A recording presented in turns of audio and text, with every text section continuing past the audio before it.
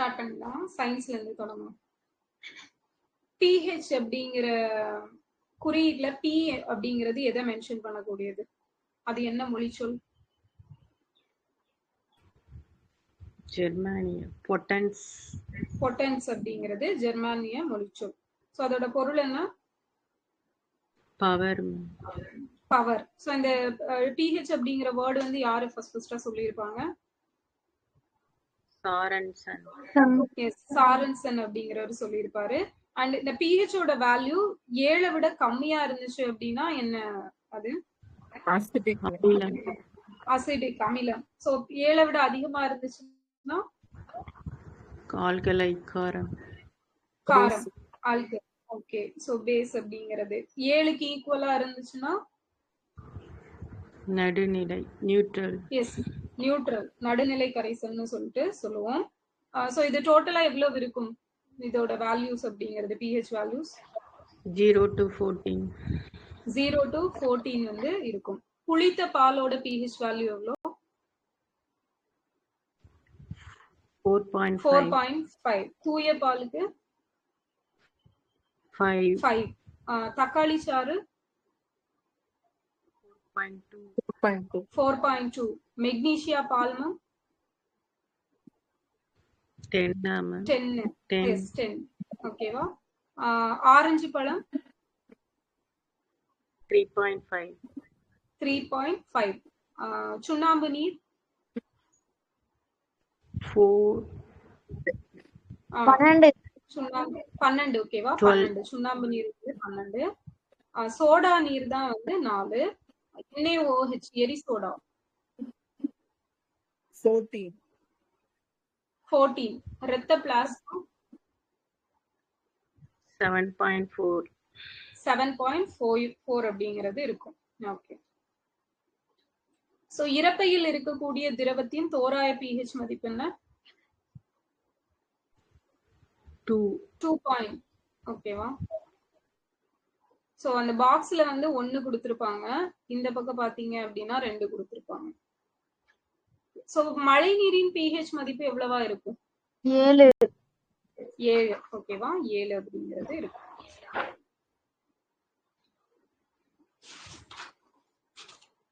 இரத்த அணுக்கள் எத்தனை வகையா இருக்குது?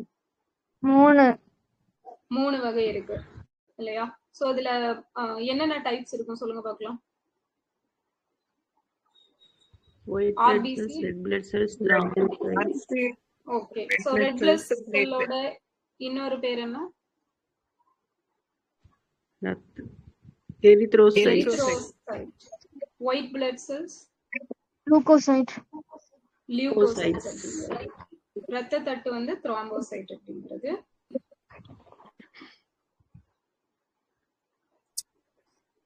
நெக்ஸ்ட் பார்த்தோம் அப்படின்னா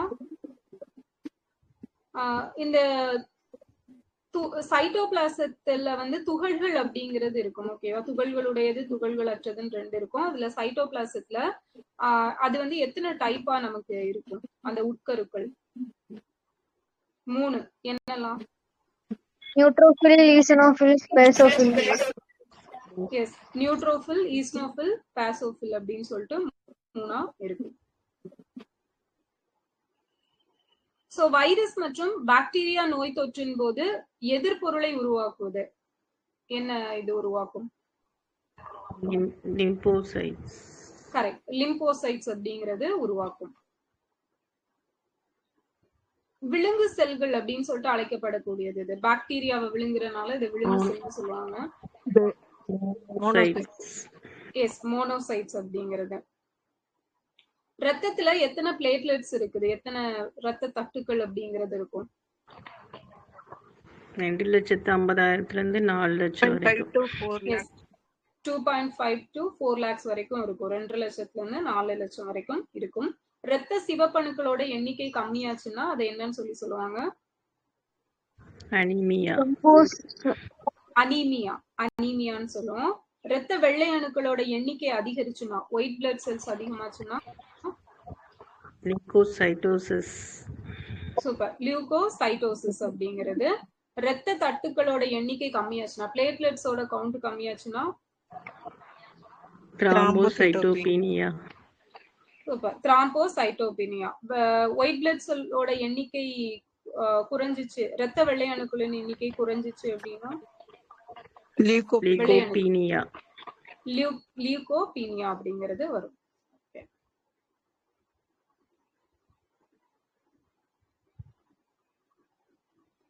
சோ எந்த ஒரு தமனியை தவிர மத்த எல்லா தமனிகளும் ஆக்சிஜன் மிகுந்த ரத்தத்தை எடுத்துட்டு போகும்? நுரையீரல் தமனி. எஸ், நுரையீரல் தமனியை தவிர மத்ததெல்லாம் ஆக்சிஜன் மிகுந்த ரத்தத்தை எடுத்துட்டு போகும்.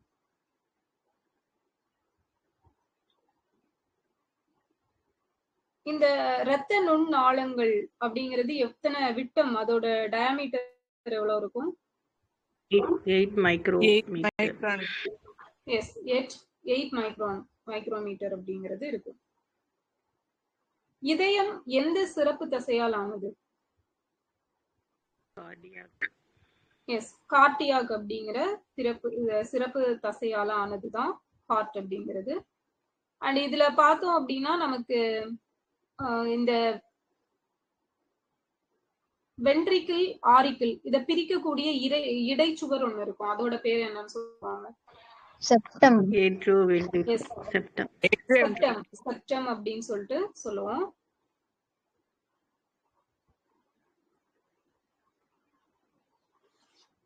நெக்ஸ்ட் வந்து இரண்டு அறைகள், எதோட இதய அறைகள் வந்து 2 அறைகள் கொண்டு இருக்கும்? மீன். 3 அறைகள்? இருவாழ்விகள். முழுமையுறா 4 அறைகள்? ஊர்வன. 4 அறைகள்? பறவை, பாலூட்டி, முதலை. எஸ், பறவைகள், பாலூட்டிகள், முதலை. ஓகே.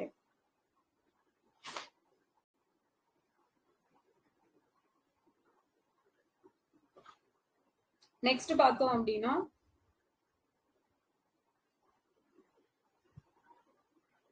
நரம்பு தூண்டலினால் அந்த நர்வ் வந்து இன்டியூஸ் ஆகுறனால இதய துடிப்பு உண்டாகும். அந்த இதய துடிப்போட பெயர் என்ன? நியூரோஜெனிக் அப்படிங்கிறது. ஓகே. சோ நெக்ஸ்ட் வந்து இதயத்தோட ஃபேஸ் மேக்கர் எது? எஸ்ஏ கணு தான் இதயத்தோட ஃபேஸ் மேக்கரா செயல்படும். ஏட்ரியோ வென்ட்ரிகுலார் கற்றைகளை கண்டறிந்தவர் யாரு? கிஸ்.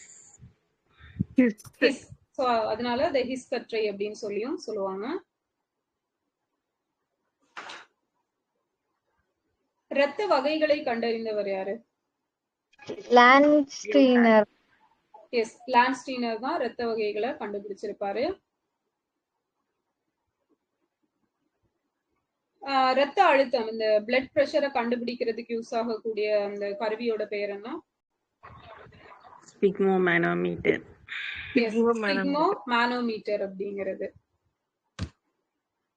சோ இவர் காரல் லான்ஸ்டீனர் வந்து எத்தனை டைப்ஸ் ஆஃப் பிளட் வந்து கண்டுபிடிச்சாரு? 3 டைப்ஸ். எஸ், என்னன்னா அதே வந்து ஏபி டைப்பை யாரு கண்டுபிடிச்சா? எஸ், டிகாஸ்டிலோவும் ஸ்டர்லி. சோ 2 பேரும் சேர்ந்து கண்டுபிடிச்சிருப்பாங்க. சோ அப்ப மனித ரத்தத்தை எத்தனை டைப்பா சொல்றாங்க?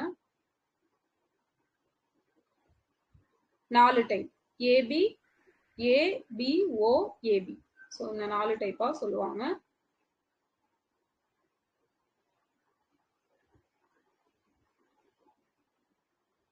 சோ யுனிவர்சல் டோனர் யாரு? O positive. ஓகேவா? ஆக்சுவலா O நெகட்டிவ் தான் வந்து universal toner.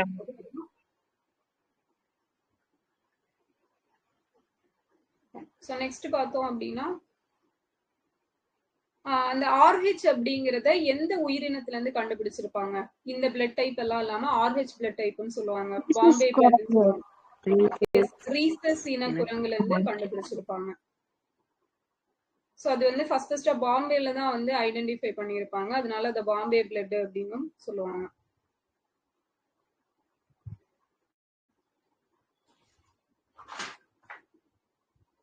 Okay.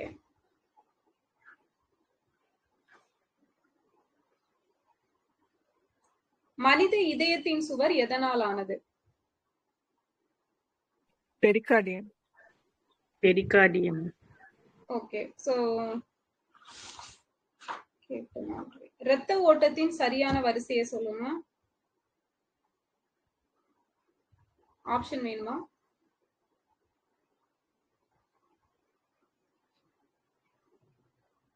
Okay, so ventricle, atrium, சிரை தமனி, ஏட்ரியம் வென்ட்ரிக்கிள் சிரை தமனி, ஏட்ரியம் வென்ட்ரிக்கிள் தமனி சிரை, வென்ட்ரிக்கிள் சிரை ஏட்ரியம் தமனி. ஏட்ரியம் வென்ட்ரிக்கிள் தமனி சிரை. சூப்பர், ஏட்ரியம் வென்ட்ரிக்கிள் தமனி சிரை. சோ அதான் கரெக்ட் ஆர்டர்.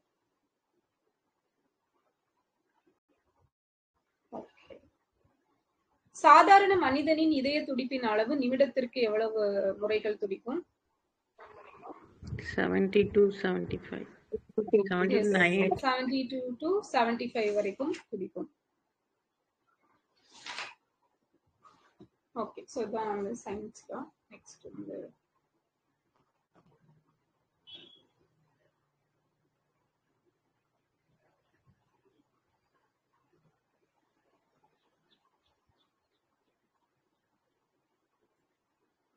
உலகில் எத்தனை ஆறுகள் வந்து இன்டர்நேஷனல் அந்த பொலிட்டிக்கல் பார்டரை கிராஸ் பண்ணி போகும் இருப்பாங்க?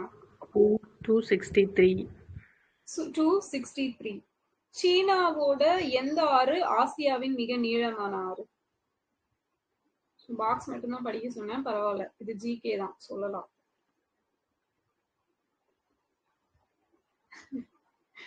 Okay, so Yangtze Kiang. ஓகேவா, யாங்ஸி கியாங் அப்படிங்கிற ஒரு ஆறு தான் ஆசியாலேயே மிக நீளமான ஆறு அப்படிங்கிறது. சோ இது ஏன் பாக்ஸ் மட்டும் படிக்க சொன்னேன்னா, இது ஒரு மாதிரி வளவளன்னு இருக்கும், நிறைய டேட்டா இருக்கும், அதனாலதான் சொன்னேன். பட் இதுல உள்ள கான்செப்ட் வந்து கண்டிப்பா தெரிஞ்சிருக்கணும் ஜியோகிராஃபியை பொறுத்த வரைக்கும். ஓகேவா? ஓகே,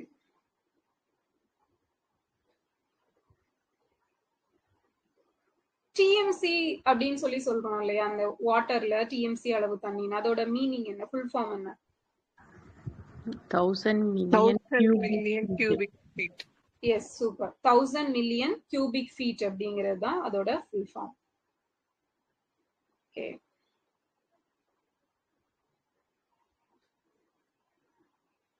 உலகின் மிகப்பெரிய மறு எழுச்சி பெற்ற எரிமலை அப்படின்னு சொல்லிட்டு அழைக்கப்படக்கூடியது எது?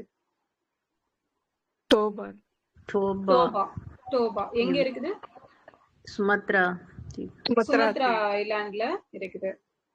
இந்தியாவின் மிகப்பெரிய உவர் நீர் ஏரி எது? ராஜஸ்தான் சாம்பார் ஏரி. எஸ், ராஜஸ்தான்ல இருக்கக்கூடிய சாம்பார் லேக்கு. 1000 ஏரிகளின் நாடு அப்படின்னு சொல்லி அழைக்கப்படக்கூடியது எது? பின்லாந்து. Yes, Finland.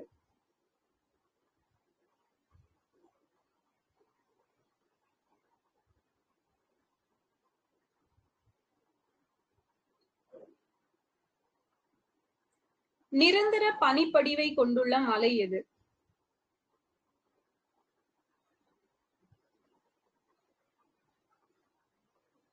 ரஜினியோட பாட்டுல கூட வருமே, கிளிமஞ்சாரோ. பயங்கரமான ரஜினி ஃபேனா இருப்பீங்க போலயே. ஓகே, கிளிமஞ்சாரோ மலை. ஓகேவா? So fine.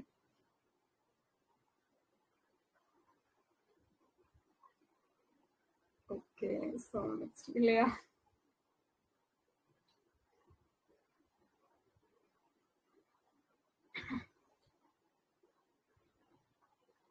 மூன்று பக்கம் நிலத்தால் சூழப்பட்டு ஒரு பக்கம் ஒரு பெருங்கடலை நோக்கி பெரிய திறப்பை கொண்டிருக்கும் நீர் பகுதியை என்னன்னு சொல்லி சொல்லுவாங்க?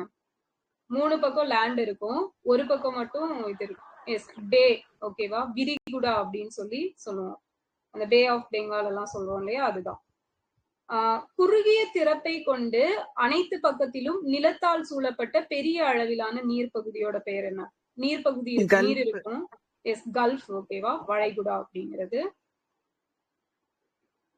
2 பெருங்கடல்களை இணைக்கிற குறுகிய நீர்வழி, அதோட பேர் என்ன? நீர்ச்சந்தி. எஸ், மினி சந்தி, ஸ்ட்ரைட் அப்படிங்கிறது, பார்க் ஸ்ட்ரைட் இதெல்லாம் சொல்றோம் இல்லையா, அதுதான்.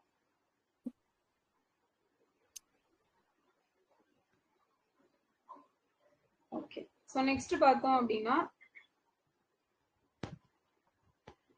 பெருங்கடல்களுக்கும் வாழ்க்கை சுழற்சி உண்டு. சோ இந்த சுழற்சியோட பேரை என்னன்னு சொல்றாங்க? வில்சன் எஸ், வில்சன் சுழற்சி அப்படின்னு சொல்லுவாங்க.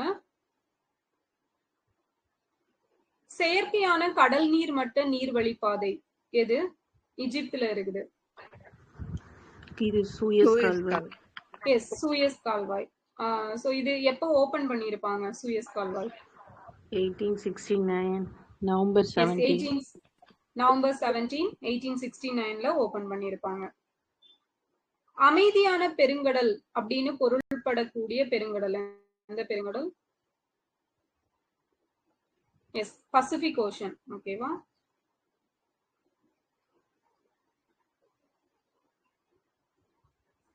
நெக்ஸ்ட் பார்த்தோம் அப்படின்னா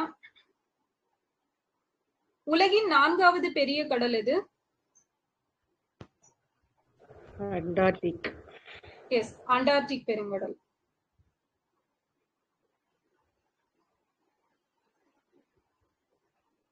உலக நாடுகளுக்கிடையேயான ஒரு அரசாங்க அமைப்பு, இந்த நீர்சார் அமைப்பு, அதோட பேர் என்னன்னு சொல்லுவோம்? இதுதான் வந்து அந்த கடல் எல்லாம் அளவு மெஷர்மெண்ட் எடுத்து டிராயிங் மேக் பண்ணி கொடுப்பாங்க. Hydrographic organisation. Yes, international hydrographic organisation அப்படிங்கிறது. இந்த கடல்ல நம்ம தொலைவை கணக்கிடுறதுக்கு என்ன வேர்ட் யூஸ் பண்ணுவோம்? Nautical mile. Yes, nautical mile அப்படிங்கிற வேர்ட் வந்து யூஸ் பண்ணுவோம். சோ ஒரு கடல் மைல் வந்து எத்தனை மீட்டருக்கு ஈக்குவல்? 185.2. எஸ், சோ அது 1852 அப்படின்னு சொல்லிட்டு இருக்கு எங்கிட்ட இருக்கிறதுல. பாயிண்ட் வருமா? Okay, 1852 meters. ஓகே ஓகே தான். சோ நெக்ஸ்ட் பார்த்தோம் அப்படின்னா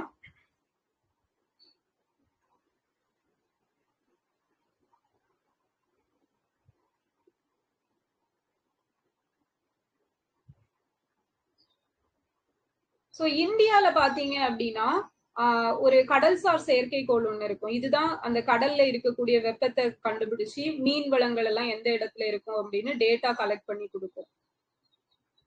சோ அது எந்த சென்டர்? எஸ், இன்காய்ஸ் அப்படிங்கிறது. சோ இன்காய்ஸ் வந்து எப்ப எஸ்டாப்ளிஷ் பண்ணிருப்பாங்க? நம்ம படிச்சிருப்போம் கரண்ட் அஃபேர்ஸ்ல. எஸ், 1999ல எஸ்டாப்ளிஷ் பண்ணிருப்பாங்க. இதோட ஹெட் குவார்டர்ஸ் எங்க இருக்கு? ஹைதராபாத், தெலுங்கானா. ஓகேவா? இன்காய்ஸ் வந்து ரொம்ப இம்பார்ட்டன்ட் ஆனது. இதுதான் வந்து நமக்கு இன்காய்ஸ் வேற என்னெல்லாம் இம்பார்ட்டண்டா பண்ணுவாங்க அப்படின்னா சுனாமி ஏர்லி வார்னிங் கொடுப்பாங்க. சோ இந்தியாவை பொறுத்த வரைக்கும் சுனாமி எச்சரிக்கை கொடுக்கக்கூடிய மையம் அப்படிங்கிறது இந்த இன்காய்ஸ் தான். இருக்கக்கூடிய பிளேஸ் வந்து ஹைதராபாத்.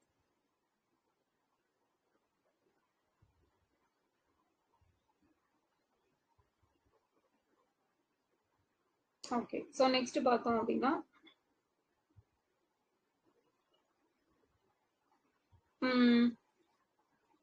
வட பசிபிக் ஓஷன்ல, வட பசிபிக் பெருங்கடல்ல பாத்தீங்க அப்படின்னா இருக்கக்கூடிய அந்த பள்ளம், அதோட பேர் என்ன? ஆழ்கடல் பகுதி. எஸ், மரியானா ட்ரென்ச் இல்லையா? சோ அதை வந்து சேலஞ்சர் பள்ளம் அப்படின்னு சொல்லுவாங்க. தென் பசிபிக் பெருங்கடல்ல எஸ், ஆல்ரிக் அல்லது டோங்கா அப்படின்னு சொல்லுவாங்க. நார்த் பசிபிக்ல, நார்த் பசிபிக் ஓஷன் குரில் அகழி. ஓகேவா? சோ வட பசிபிக்லயே 2 இருக்கு. ஒன்னு குரிலும் இருக்கு, மரியானா அகழியும் அங்கதான் இருக்கு. தென் அட்லாண்டிக் பெருங்கடல்ல சவுத் அட்லாண்டிக் ஓஷன். எஸ், டிசார் ரோமான்ச் அப்படிங்கிறது. டிசார் ரோமான்ச். கிழக்கு இந்திய பெருங்கடல்ல ஈஸ்டர்ன் இந்தியன் ஓஷன். சுண்டா அப்படிங்கிறது இங்க இருக்கும். ஓகே,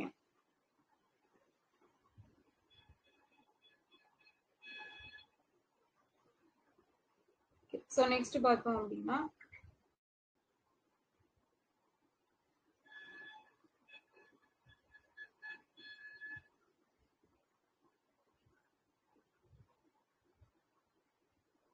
கடல் நீரின் ஆழத்தை அளக்க பயன்படும் அலகு என்ன மெஷர்மெண்ட்ல அளக்குறாங்க?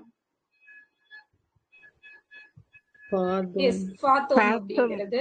ஸோ இந்த ஃபாத்தோம்ல வந்து ஒரு ஃபாத்தம் வந்து எத்தனை ஃபீட் இல்லைன்னா எத்தனை மீட்டருக்கு ஈக்குவல்?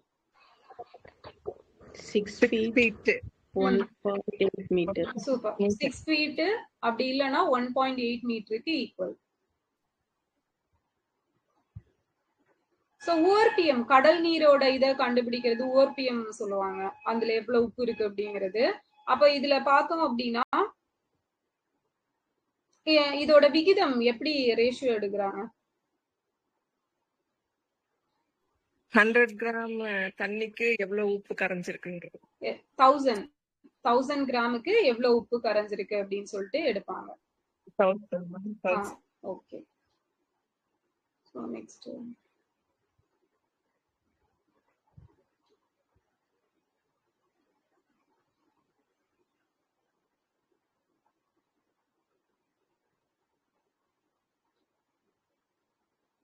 ஒரே அளவு ஓர்பியம் கொண்ட பகுதிகளை இணைக்கும் கற்பனை கோட்டுக்கு பெயர் என்ன? ஒரே அளவு உப்பு அந்த கண்டென்ட் இருக்கிற பகுதிகளை இணைக்கக்கூடிய கற்பனை கோடு, இமேஜினரி லைன். ஐசோஹலைன். சம ஓர்பிய கோடு அப்படிங்கிறது ஐசோஹலைன் அப்படின்னு அழைக்கப்படும். சோ இந்த சாக்கடல் அப்படின்னு சொல்லுவாங்க இல்லையா, டெட் சி. சோ இந்த டெட் சீல பாத்தீங்க அப்படின்னா மத்த கடலோட ஒப்பிடும் போது எத்தனை மடங்கு அதிகமான உப்பு அப்படிங்கிறது இருக்கும்? 8.6. ஓகேவா, 8.6. அண்ட் இதோட அந்த டென்சிட்டி அப்படிங்கிறது, அந்த உப்பு வந்து அதிகமா கண்டென்ட் இருக்கிறனால இதுல டென்சிட்டி அதிகமா இருக்கும். அதனால என்ன ஆகும் அப்படின்னா நம்ம போயிட்டு இதுல வந்து மிதப்போம், உள்ள வந்து மூழ்கிட மாட்டோம். ஓகேவா. சோ அதே மாதிரி இதுல அதிகமான உப்பு இருக்கிறனால உயிரினங்கள் ஏதும் இல்லாத கடலா இருக்கும். சோ உயிரினங்கள் ஏதும் இல்லாத ஒரே கடல் எது அப்படின்னா இந்த சாக்கடல் தான், டெட் சி அப்படிங்கிறது.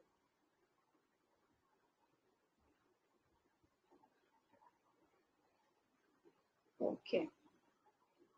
கப்பல் நங்கூரமிட்டு நிறுத்தப்படும் நீர்ப்பகுதி பிசி தான். துறைமுகம், ஹார்பர். துறைமுகம், ஹார்பர்ல நம்ம நிறுத்துவோம் தான். நில எல்லையில்லா கடல் அப்படின்னு சொல்லி அழைக்கப்படக்கூடியது எது? சர்கேசோ அப்படிங்கிற கடல். சோ இதுக்கு நில எல்லையே கிடையாது, சுத்தியும் வந்து வாட்டர் பாடி தான் இருக்கு.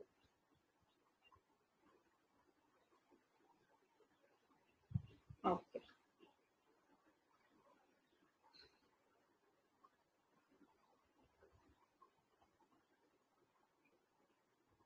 குளிர் நீரோட்டத்தோட பெயர் என்ன? இந்த கிராண்ட் திட்டு, அட்லாண்டிக் பெருங்கடல், சோ இந்த பகுதிகளில் இருக்கக்கூடிய குளிர் நீரோட்டம். பெங்குலா, லாப்ரடார் அப்படிங்கிறது. சோ அது வந்து அகுகுகாஸ் திட்டுலயும் இருக்கும், அட்லாண்டிக்லயும் இருக்கும். சோ அதுவும் இருக்கும்.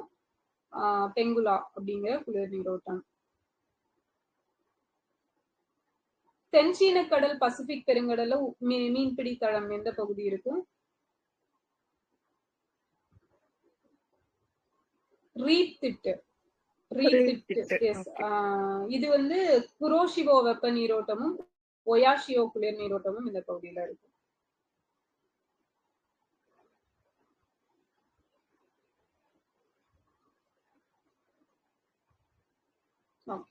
சோ எல்னினோ அப்படின்னா மீனிங் என்ன? குழந்தை இயேசு, அப்படி இல்லைன்னா ஆண் குழந்தைன்னு சொல்லுவாங்க. லானினா அப்படின்னா பெண் குழந்தை அப்படின்னு சொல்லி சொல்லுவாங்க.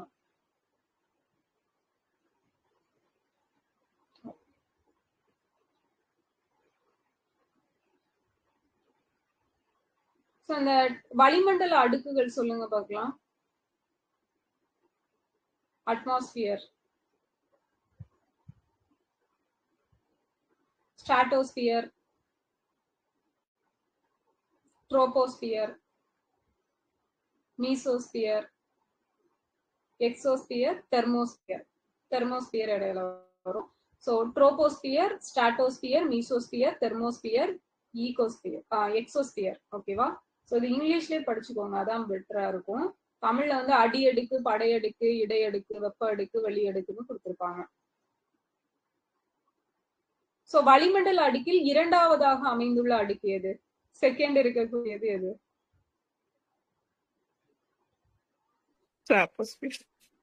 Stratosphere. Stratosphere. Okay. Ozone layer அப்படின்னு அழைக்கப்படக்கூடியது எந்த எந்த இது?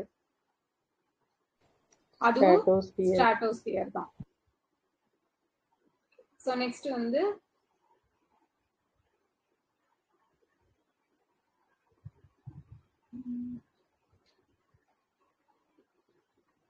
மொத்த ஓசோனின் அளவீடு. ஓசோனை வந்து மெஷர் பண்றதுக்கு எது யூஸ் பண்ணுவாங்க?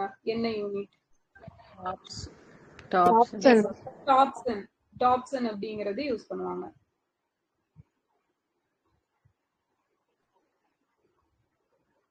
ஒரே நிமிஷம். சூரிய கதிர்வீச்சு புவியை வந்தடைய எவ்வளவு நேரம் ஆகும்? 8.5 minutes 20 seconds. Yes. Okay. 8 minutes 20 seconds அப்படிங்கிறது ஆகும். ஓகே.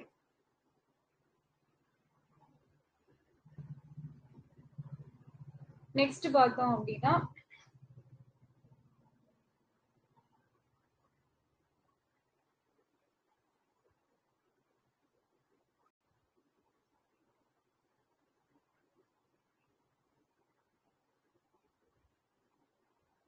புவி மேற்பரப்பினால் பிரதிபலிக்கப்படும் பூமியோட மேல வந்து ரிஃப்ளெக்ட் ஆகக்கூடிய அந்த சூரிய கதிர்வீசலின் அளவை என்னன்னு சொல்லி சொல்றாங்க?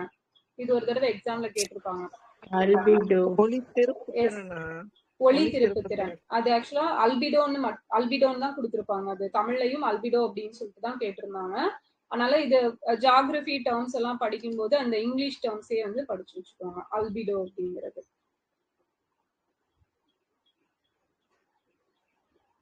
உலகின் வெப்பநிலை மண்டலங்கள் என்னென்ன, எத்தனை டைப்பா இருக்குது? ஜோன்ஸ். வெப்பமண்டலம் 3 இருக்குது இல்லையா? சோ டாரிட் ஜோனு, அப்புறம் டெம்பரேட் ஜோனு, போலார் ஜோன். வெப்பமண்டலம், மித வெப்பமண்டலம், துருவ மண்டலம் அப்படின்னு சொல்லிட்டு அழைக்கப்படும்.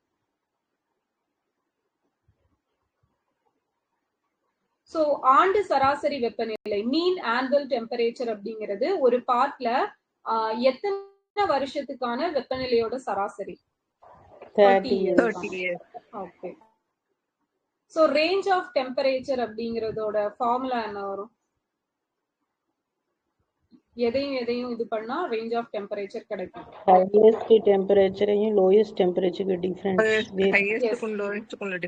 ஹையஸ்டுக்கும் லோயஸ்டுக்கும் உள்ள டிஃபரண்ட். சோ நமக்கு மேக்ஸ்ல கூட அந்த ஸ்டாட்டிஸ்டிக்ஸ்ல வரும் இல்லையா, அந்த ரேஞ்சோட ஃபார்முலாவா L - S. சோ அந்த மாதிரி தான். அடுத்தது பார்த்தோம் அப்படின்னா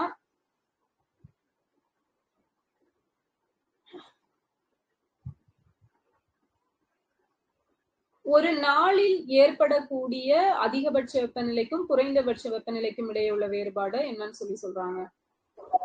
தினசரி வெப்பநிலை. தினசரி வெப்பநிலை, டையூர்னல் ரேஞ்ச் ஆஃப் டெம்பரேச்சர் அப்படின்னு சொல்லிட்டு சொல்லுவாங்க.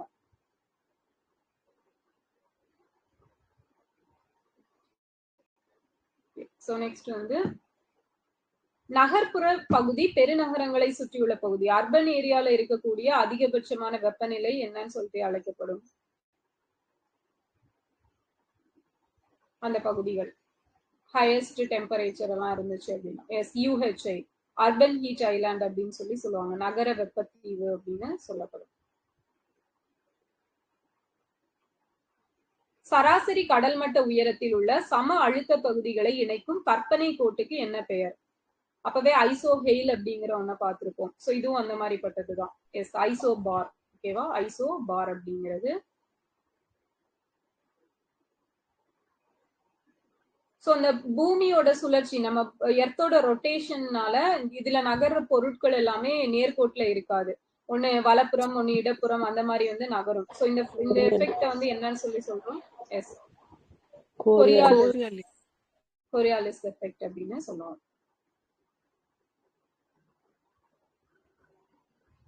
ஓகே.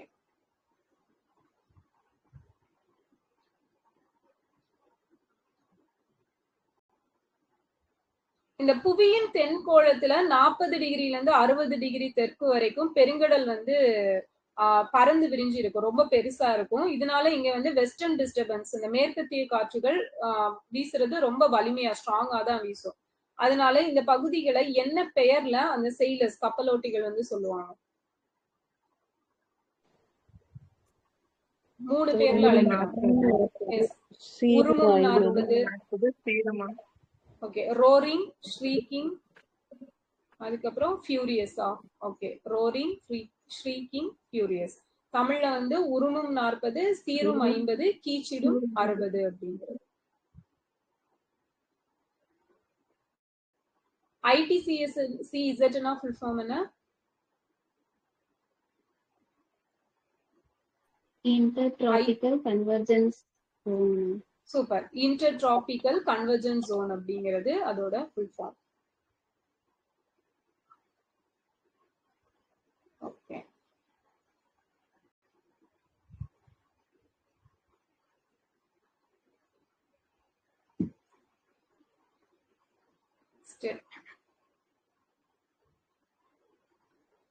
சோ மீனவர்கள் அதிகாலையில ஏர்லி மார்னிங்ல கடலுக்குள் மீன் பிடிக்க செல்ல உதவும் காற்று எது?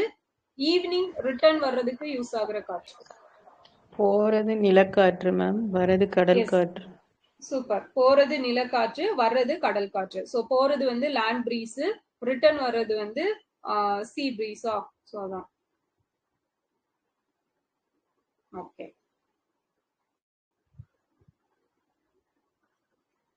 இந்த போரா அப்படிங்கிற லோக்கல் விண்ட் வந்து எந்த ஏரியால இருக்கு? போரா கிழக்கு ஐரோப்பா. சூப்பர், கிழக்கு ஐரோப்பால இருந்து வடகிழக்கு இத்தாலிய நோக்கி வீசுற காத்து தான் போரான்னு சொல்லுவோம். ராக்கி மலையில வீசக்கூடிய வறண்ட வெப்ப காற்று சினூக் அப்படிங்கிறது, சினூக்கு. அடுத்தது பார்த்தோம் அப்படின்னா ஆல்ப்ஸ், ஸ்விஸ், சோ இந்த பகுதிகள்ல வடக்கு பகுதியை நோக்கி வீசும் தெற்கத்திய வறண்ட வெப்ப காற்று ஃபான் அப்படிங்கிறது. மத்திய ஆப்பிரிக்காவின் குறுக்கே வடக்கிலிருந்து வீசும் வறண்ட காற்று ஹர்மட்டான் அப்படிங்கிறது. கருப்பு புயல் என்பது மத்திய ஆசியாவில் வீசும் வசந்த கால கோடைக்கால மழைக்காற்று. சோ அதோட பேர் என்ன? காராபுரான். எஸ், காராபுரான் அப்படின்னு சொல்லி சொல்லுவாங்க.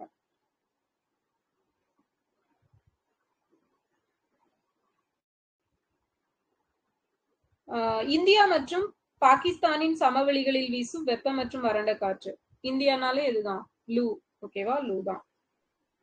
அடுத்தது மத்திய பிரான்ஸ் ஆல்ப்ஸ் மலையிலிருந்து மத்திய தரைக்கடலை நோக்கி வீசும் குளிர்ந்த வடகத்திய காற்று மிஸ்ட்ரல். ஓகேவா, மிஸ்ட்ரல். அர்ஜென்டினாவின் பாம்பாஸில் வீசும் வலுவான காற்று, பாம்பாஸில் வீசும் வலுவான காற்று வாம்பிரோ. Pampero. Super. Sahara, Israel, Jordan, Syria, so இந்த பகுதிகள்ல எல்லாம் சிமும். ஓகேவா, சூப்பர், சிமும். அர்ஜென்டினால ஆண்டிஸ் மலையின் கிழக்கு சரிவில் வீசும் காற்று ஜோண்டா. ஜோண்டா. ஓகே,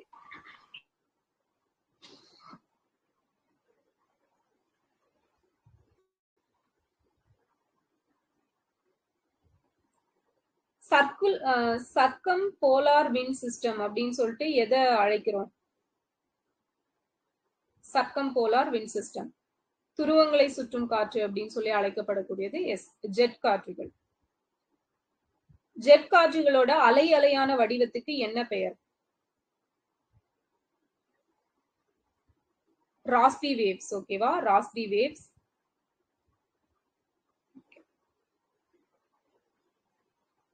ஒரு பகுதியில் உள்ள சார்பு ஈரப்பதத்தை அளக்க உதவுவது. சோ அந்த பகுதியில இருக்கக்கூடிய ஈரப்பதத்தை அளக்க உதவுறது ஹைக்ரோமீட்டர். ஹைக்ரோமீட்டர், ஈர பதமானின்னு சொல்லி சொல்லுவாங்க, ஹைக்ரோமீட்டர்.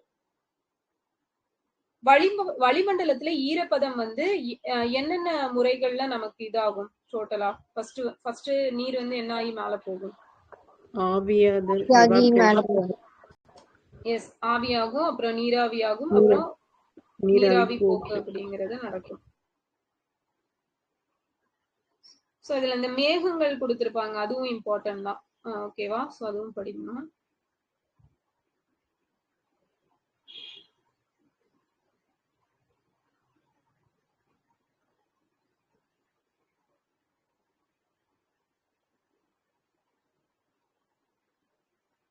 ஓகே.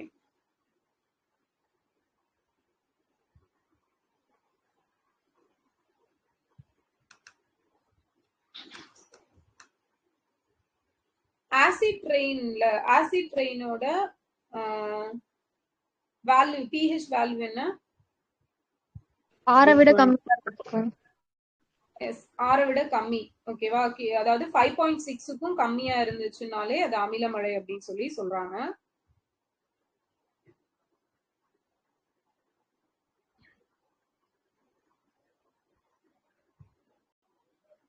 சோ ஆலங்கட்டி மழைக்கும் கல்மழைக்கும் என்ன வித்தியாசம்? ஹெயிலுக்கும் ஸ்லீட்டுக்கும் என்ன வித்தியாசம்? ரெண்டும் கல்லாதானே உள்ளது. அப்புறம் ஏன் அது ஆலங்கட்டி மழைனும் இது கல்மழைன்னு சொல்றாங்க? சைஸ். ஓகேவா? சோ இது பாத்தீங்க அப்படின்னா ஹெயில் அப்படிங்கிறது நமக்கு நீர்த்துளி பனிப்படிகமா உருமாறி 5ல இருந்து 50 மில்லிமீட்டர் அதை விட அதிகமான அளவுல வந்து இதாகும். அதே கல்மழை அப்படின்னு பார்த்தோம் அப்படின்னா 5 மில்லிமீட்டர் அல்லது அதுக்கும் குறைவா இருக்கும். ஓகேவா? சோ 5 மில்லிமீட்டருக்கு அதிகமா இருந்துச்சுன்னா ஹெயில் ஆலங்கட்டி மழை, அதே கம்மியா இருந்துச்சுன்னா ஸ்லீட் கல்மழை. ஞாபகம் வச்சுக்கோங்க. புல் மற்றும் இலைகள் மீது காணப்படும் சிறிய நீர்த்துளிகள், அதோட பேர் என்ன? டியூ, பனித்திவலை அப்படின்னு சொல்லி சொல்லுவோம். கிளவுட் சீடிங் அப்படிங்கிறதுல நம்ம என்னெல்லாம் யூஸ் பண்ணுவோம்? கிளவுட் சீடிங், ட்ரை ஐஸ், அதுக்கப்புறம் சில்வர் அயோடைடு. அத ட்ரை ஐஸ் தான் நமக்கு ட்ரை அந்த CO2 சொல்லுவோம். அப்புறம் பொட்டாசியம் அயோடைடு யூஸ் பண்ணுவோம். Yes, silver iodide, potassium iodide, dry ice, solid CO2. Next பார்த்தோம் அப்படின்னா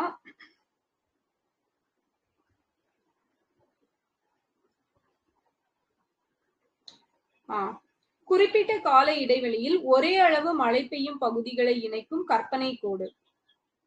ஒரு குறிப்பிட்ட கால இடைவெளியில ஒரே அளவு, எஸ், சம மழைக்கோடு, சம மழைக்கோடு, ஐசோஹைட்ஸ் அப்படின்னு சொல்லி சொல்லுவோம். ஐசோஹைட்ஸ். ஸோ அந்த நேம் வந்து தெரிஞ்சு ஐசோஹைட்ஸ், ஐசோஹெயில்ஸ், ஐசோபார்ஸ். ஸோ இது 7th புக்லயே 8th புக்லயே ஒரே இதுல வந்து எல்லாத்தையும் சேர்த்து கொடுத்துருப்பாங்க. ஸோ அதை படிச்சுவாங்க.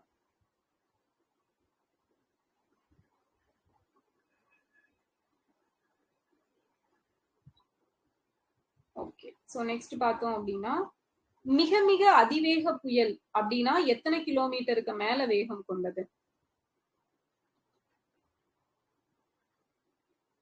221 கிலோமீட்டருக்கு மேல வேகம் கொண்டது. ஓகேவா? அதுதான் வந்து நம்ம மிக மிக அதிவேக புயல் அப்படின்னு சொல்லிட்டு சொல்றோம்.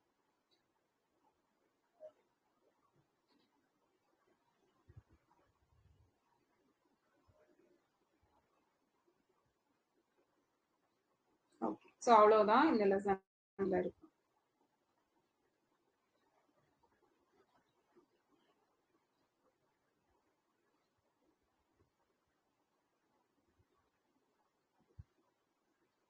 கருவியும் காலமும் செய்கையும் செய்யும் அருவினையும் மாண்டதமைச்சு.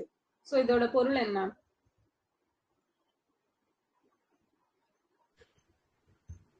தொழில் செய்யறதுக்கு கருவி, காலம், செய்யும் முறை, செயல், அரிய அமைச்சர் அப்படின்னு சொல்லி சொல்லுவாங்க. சோ மதிநுட்பம் நூலோடுடையார் பதிநுட்பம் யாவுல முன் நிற்பவை. இது என்ன அதிகாரம்? மதிநுட்பம் அமைச்சு அதிகாரத்துலதான் வரும். இயற்கையான நுண்ணறிவும் நூலறிவும் உடைய அமைச்சர்களுக்கு முன் எந்த நுட்பமான சூழ்ச்சிகள் நிற்க முடியும் அப்படின்னு சொல்லியிருப்பாங்க. ஒரு செயலை செய்வதற்குரிய முறைகளை நூல் வழியாக அறிந்திருப்பினும் உலகியல் நடைமுறைகளை அறிந்து செயல்பட வேண்டும் அப்படின்னு சொல்லக்கூடிய திருக்குறள் இது. செயற்கை அறிந்த கடத்தும் உலகத்து இயற்கை அறிந்த செயல். எஸ், செயற்கை அறிந்த கடத்தும் படைத்தும் உலகத்து இயற்கை அறிந்து செயல் அப்படிங்கிறது. அறநீனும் இன்பமும் மீனும் திறனறிந்து தீதின்றி வந்த பொருள். சோ இது என்ன அதிகாரம்? பொருள் பொருள் செயல் செயல் வகை. வகை. பொருள் செயல் வகை அப்படிங்கிறது. குன்றேறி யானை போர் கண்டற்றால் தன் கை தொன்றுண்டாக செய்வான் வினை. இது என்ன அணி வந்திருக்குதுல? ஓமை அணி. உவமை அணி அப்படிங்கிறது வந்திருக்குது.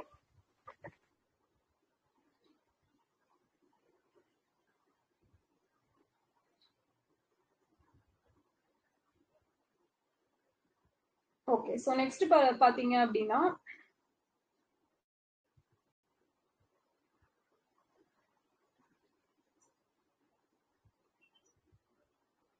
சோ இந்த பகைவரின் இந்த பகைவரின் தொழுது நிற்கும் கையினுள்ளும் கொலை கருவி மறைந்து நிற்கும், அங்க மறைந்திருக்கும் அப்படிங்கிற விளக்கத்துக்கான திருக்குறள் என்ன வரும்? தொழுத கையிலும் படையொடுங்கும் ஒன்னார் அழுத கண்ணீரும் அனைத்து. தொழுத கையுள்ளும் படையொடுங்கும் ஒன்னார் அழுத கண்ணீரும் அனைத்து அப்படிங்கிறது. அஞ்சும் அறியான் அமைவிலன். இது என்ன அதிகாரம் திருக்குறள்? பகைமாட்சி. பகைமாட்சி. பகைமாட்சி. பகைமாட்சி. நெக்ஸ்ட், இன்மையின் இன்னாதது யாதெனின் இன்மையின் இன்மையே இன்னாதது. இதுல என்ன அணி வந்திருக்குது? சொற்பொருள் பின்வரும் நிலையணி. என்ன அதிகாரம்? நல்குரவு மேம். நல்குரவு. கரப்பிடும்பை இல்லாரை காணின் நிரப்பிடும்பை எல்லாம் ஒருங்கு கெடும். இது என்ன அதிகாரம்? இரவு. இரவு அப்படிங்கிறது. சொல்ல தேவர் அணையர் கயவர் அவரும் தான் மேவன செய்தொழுகலாம். இதுல என்ன அணி வந்திருக்குது? வஞ்ச புகழ்ச்சி. எஸ், வஞ்ச புகழ்ச்சி அணி அப்படிங்கிறது வந்திருக்குது.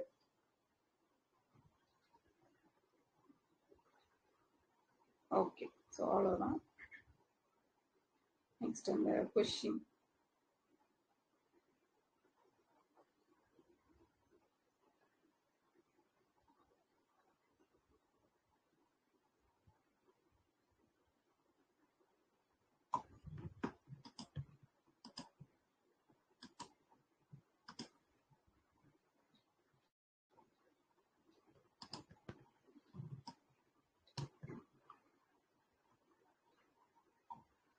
இரண்டு பாராளுமன்ற கூட்டத்தொடருக்கு நடுவே எவ்வளவு இடைவெளி இருக்கணும்? 6 months. 6 months அப்படிங்கிறது இருக்கணும். ஆர்டிகல் 300ல என்ன சொல்றாங்க? அரசு மேல கேஸ் போறது. அரசு மேல கேஸ் போடலாம் அப்படின்னு சொல்லக்கூடியதுதான் ஆர்டிகல் 300. ஓகே, சோ நெக்ஸ்ட் பார்த்தோம் அப்படின்னா லா ரிலேட்டிங் டு தி அட்மினிஸ்ட்ரேஷன். சட்டத்தின் நிர்வாக உடன்பாடு அப்படிங்கறத யார் சொல்லியிருப்பாங்க? ஐவர் ஜெனிங்ஸா, எஃப்ஜி குட்னோவா, டபிள்யூபி முன்ரோவா, சிஎஃப் ஸ்ட்ராங்கா? எஸ், ஐவர் ஜெனிங்ஸ் தான் சொல்லியிருப்பாரு. நெக்ஸ்ட் பார்த்தோம் அப்படின்னா பொது சட்ட பிரிவு, பார்ட் ஆஃப் பப்ளிக் லா அப்படிங்கறத யார் சொல்லியிருப்பாங்க? குட்னோ. எஸ், குட்னோ அப்படிங்கிறவரு சொல்லியிருப்பாரு, பார்ட் ஆஃப் பப்ளிக் லா. அடுத்தது பார்த்தோம் அப்படின்னா முன்ரோ என்ன சொல்லியிருப்பாரு? முன்ரோ நீதித்துறை முறைமை. நீதித்துறை முறைமை அப்படிங்கிற சொல்லியிருப்பாரு, சிஸ்டம் ஆஃப் ஜூரிஸ் ப்ரூடன்ஸ். அடுத்தது ஸ்ட்ராங் வந்து என்ன சொன்னாரு? சட்டத்தினுடைய வகைப்பாடு. எஸ், பாடி ஆஃப் ரூல்ஸ், சட்டத்தின் வகைப்பாடு. அப்ப ஸ்ட்ராங் பாடி வந்து ஸ்ட்ராங்கா இருக்கணும்னு இதை ஈஸியா ஞாபகம் வச்சுக்கலாம். ஓகே, சோ நெக்ஸ்ட் வந்து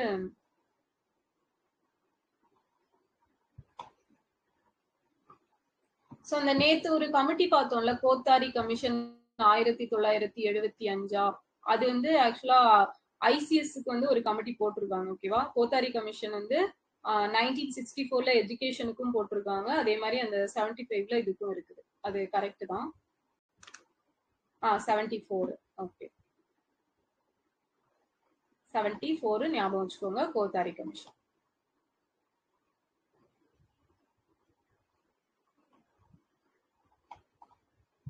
ஓகே, சோ நெக்ஸ்ட் பார்த்தோம் அப்படின்னா பிளானிங் கமிஷன் அப்படிங்கிறது எப்போ ஃபார்ம் பண்ணாங்க? 1950 March 15. 1950 மார்ச் 15ல. சோ இது எப்ப நிதி ஆயோக் அப்படின்னு சொல்லிட்டு சேஞ்ச் பண்ணிருப்பாங்க? January 1, 2015. ஜான்வரி 1, 2015 அப்படிங்கிறது. சோ இந்த பிளானிங் கமிஷன் அப்படிங்கிறது எப்படி உருவாக்கி இருப்பாங்க? நாடாளுமன்ற சட்டத்தின் மூலம் உருவாக்குறாங்களா? No, ma'am.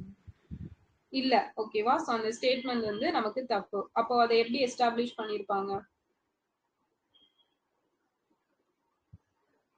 இது வந்து ஒரு அட்வைசரி பிளானிங் போர்டோட ரெக்கமெண்டேஷன் பேசிஸ்ல கிரியேட் பண்ணிருப்பாங்க. எஸ், அட்வைசரி பிளானிங் போர்டோட ரெக்கமெண்டேஷன் பேஸ் பண்ணி கிரியேட் பண்ணிருப்பாங்க. அந்த அட்வைசரி பிளானிங் போர்டு வந்து யாரோட தலைமையில இருந்திருக்கும் அப்படின்னா கேசி நியோகி. ஓகேவா? கேசி நியோகி தலைமையில. ஆமா, கேபினெட் ரெசல்யூஷன். அந்த பிளானிங் போர்டோட இது மூலமா அமைச்சரவையில தீர்மானம் கொண்டு வந்திருப்பாங்க. பட் அதுக்கு ஆக்ட் எல்லாம் கிடையாது, நாடாளுமன்ற சட்டம் அந்த மாதிரி எல்லாம் எதுவும் கிடையாது. ஜஸ்ட் நிதி ஆயோக் மாதிரி தான் அதுவும் ஃபார்ம் பண்ணிருப்பாங்க. ஓகே, சோ நெக்ஸ்ட் பார்த்தோம் அப்படின்னா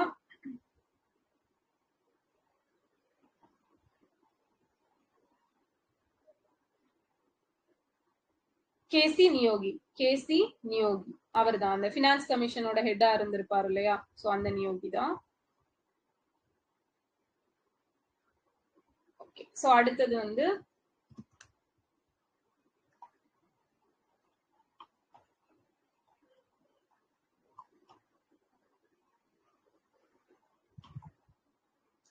அரசு என்பது ஜனநாயகமாக இருக்குமானால் நமக்கு குடிமை சமூகம் தேவை இருக்காது அப்படின்னு யார் சொன்னாங்க? If the state is democratic, we do not need civil society. Tocqueville. Yes, Tocqueville அப்படிங்கிறவரு சொல்லியிருப்பாரு. சூப்பர். சோ நெக்ஸ்ட் பார்த்தோம் அப்படின்னா பொது நிர்வாகம் என்பது பொது கொள்கையை அமல்படுத்துவது. Public administration is the enforcement of public policy அப்படின்னு சொன்னது யாரு? White ma'am. எஸ், ஒயிட் வந்து சொல்லியிருப்பாரு. ஒயிட். சோ நெக்ஸ்ட் பார்த்தோம் அப்படின்னா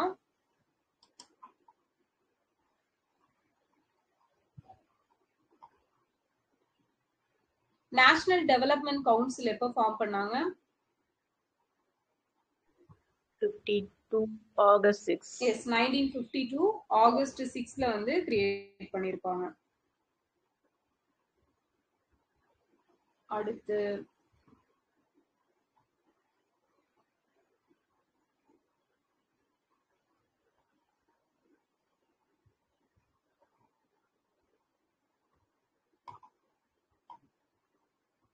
இல்ல, இதுக்கு அப்புறம் வரதெல்லாம் மேக்சிமம் அவங்களோட சப்ஜெக்ட் ரிலேட்டடா தான் இருக்குது. ஓகே, ட்ராயோட ஃபுல் ஃபார்ம் என்ன?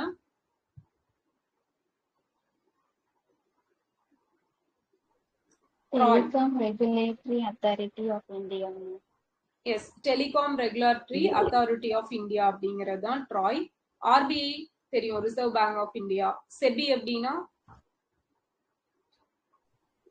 Securities and Exchange Board of India. Yes, securities and exchange board of India. So இங்க வந்து பேங்க் ஆஃப் இந்தியான்னு கொடுத்திருக்காங்க, அது தப்பு, போர்டு தான் கரெக்ட்.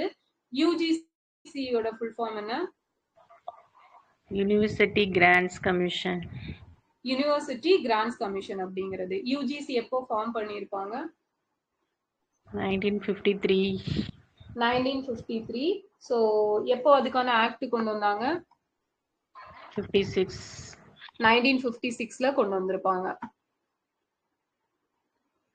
சோ கிழக்கிந்திய கம்பெனியின் நான் சொல்ற 3 சென்டென்ஸ்ல எந்த 2 சென்டென்ஸ் கரெக்ட்னு சொல்லுங்க. கிழக்கிந்திய கம்பெனியின் பதிவுகளில் குடிமை பணியாளர் என்ற வார்த்தை 1765 முதல் இடம்பெற்றிருக்கிறது. The term civil servant appeared in 1765 in the records of East India Company. Second, நியமனங்கள் மூலம் பதவி அமர்த்தப்பட்டதால் ஊழல் மலிந்து இருந்தது. தேர்ட் வந்து அகில இந்திய குடிமை பணி உருவாகும் வரை இந்த ஊழல் நடைமுறை தடுக்கப்படவில்லை. சோ 3ல எது கரெக்ட்?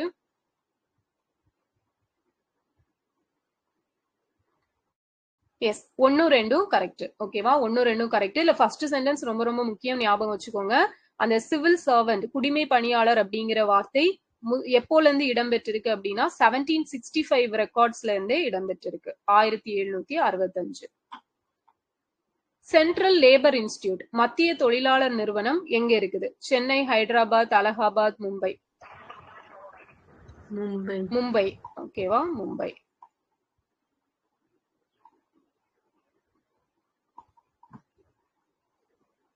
சோ இந்திய உயர் குடிமை பணிக்கான ராயல் குழுவினை இப்படியும் அழைக்கலாம். நம்ம superior civil service in India அதுக்கான ராயல் கமிஷன் எஸ் லீ கமிஷன் அப்படின்னு சொல்லிட்டு சொல்லுவோம்.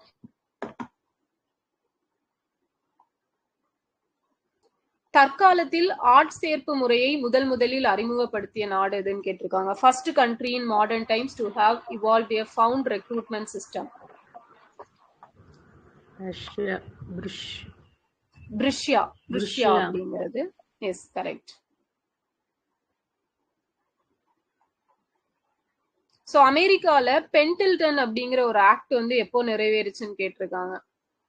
எப்போ? 1883. சோ 1883ல இங்க என்ன நமக்கு பில் வந்து பண்ணிருப்பாங்க? இல்பர்ட் பில். எஸ் இல்பர்ட் மசோதா.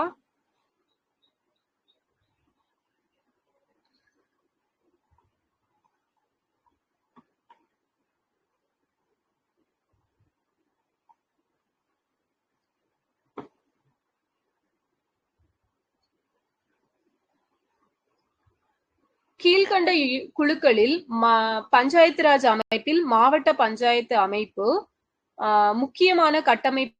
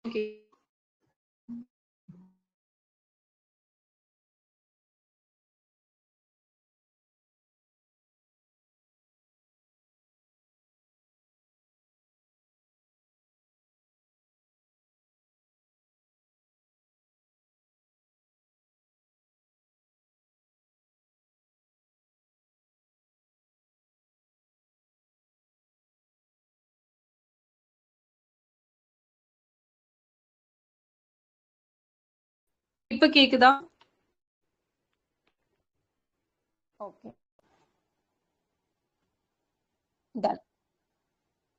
சோ அப்போ determine which of the following committee on Panchayat Raj recommended Jilla Parishad as the linchpin of the Panchayat Raj institution structure.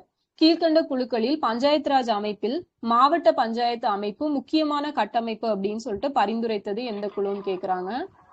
Ashok Mehta குழு. ஓகேவா? அசோக் மேத்தா தான் ஜில்லா பரிஷத் அப்படிங்கிறது முக்கியமான ஒரு கட்டமைப்பு அப்படின்னு சொல்லியிருப்பாங்க. ஃபர்ஸ்டா சொன்னது அவர் தான். அவருக்கு அப்புறம் எல்லாரும் சொல்லியிருப்பாங்க. ஸோ நெக்ஸ்ட் பாத்தீங்க அப்படின்னா 73rd கான்ஸ்டிடியூஷனல் அமெண்ட்மெண்ட் ஆக்டுக்கு கீழே என்னென்ன ஆர்டிகல்ஸ் வரைக்கும் நமக்கு இன்க்ளூட் பண்ணியிருப்பாங்க? 243 சூப்பர். 243ல இருந்து 243 வரைக்கும் இன்க்ளூட் பண்ணியிருப்பாங்க. ஸோ இது 100க்கு மேல படிச்சிருக்கிறீங்களா?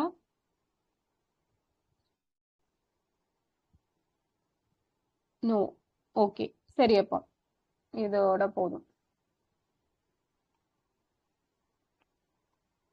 ஸோ நாளையோட வேரல் பேட்சுக்கு வந்து வேரல் பேட்ச் முடிச்சுக்கலாம். ஓகேவா?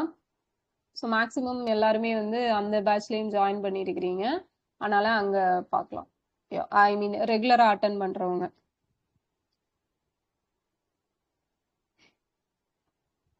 ஓகே. ஸோ நம்ம எடை இதுல வந்து வைவா அப்படிங்கறது வேணா வச்சுக்கலாம். ஓகே. ஷாக் ரியாக்ஷனா? ஓகே. கொஞ்சம் கஷ்டமா இருக்கா? நம்ம எடை வைப்போம். ஓகேவா? ஸோ டைம் இருக்கிற மாதிரி ஒன்றும் பிரச்சனை இல்லை. நெக்ஸ்ட் வந்து நாளைக்கு என்ன படிக்கிறீங்க? இதுல இந்த கொஸ்டின்ல இருக்கிற மீதி இருக்கிறதெல்லாம் கொஞ்சம் பாத்துருங்க. அதுக்கப்புறம் வந்து வேற எது இன்னும் சுத்தமா படிக்காம இருக்கிறீங்க?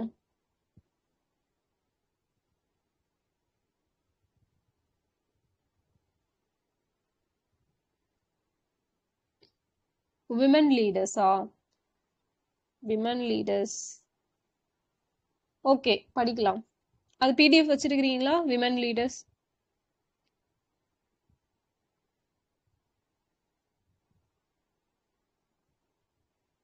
பிடிஎஃப் ஏதாவது இருக்கா? நோட்ஸ் இருக்கா? ஓகே ஓகே, அப்போ சரி. அப்போ நாளைக்கு விமன் லீடர்ஸ் வந்து படிங்க, சரியா? Women leaders. அதுக்கப்புறம் பார்த்தீங்க அப்படின்னா திருக்குறள் 10th திருக்குறள்ல அடுத்தது இருக்கிறது. அதுக்கப்புறம் வந்து நெக்ஸ்ட் என்ன, இன்னொன்னு என்ன சொன்னேன், இந்த கொஸ்டின் பிஒய்க்கு. ஓகேவா? ஸோ இது வந்து நாளைக்கு படிச்சிருங்க. புரியலையா? யாரோ ஏதோ சொன்னீங்க, கேட்கல. இந்த 10th திருக்குறள் முடிஞ்சிருச்சே. முடிஞ்சிருச்சா? ஓகே, அப்ப அடுத்தது 11th Thirukkural. Okay done. Right, அப்போ முடிச்சுக்கலாமா?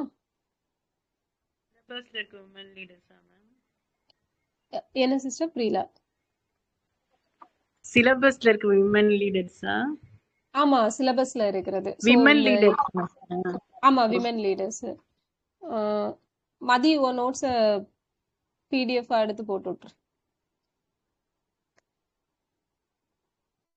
ஓகே, நான் என்கிட்ட ஏதாவது நோட்ஸ் இருக்கான்னு பாக்குறேன், இருந்தா அதையும் போட்டு விடுறேன், படிச்சுக்கோங்க. ஓகேவா? சரி, முடித்துக் கொள்ளலாம். Thank you ma'am. தேங்க்யூ.